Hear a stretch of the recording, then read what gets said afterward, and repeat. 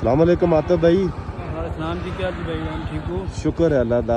आतिफ भाई किथों माल आंदा है? ये खानपुर तो आंदा जी। खानपुर तो जी। ते शनक्यारी आने कितना टाइम लगे है? 6 दिन लगे रहा 6 दिहाड़े जी।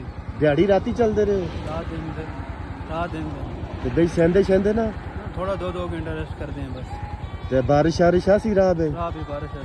अच्छा ते हुन कुर जुलसो वहाँ से जलसा डरना कुंड बंगला ओ सरन टाप ते सरन टाप। ते इथों शनक्यारी कितना टाइम लगसी हुन? वहाँ से 2 दिन लग सन सरन टाप तक।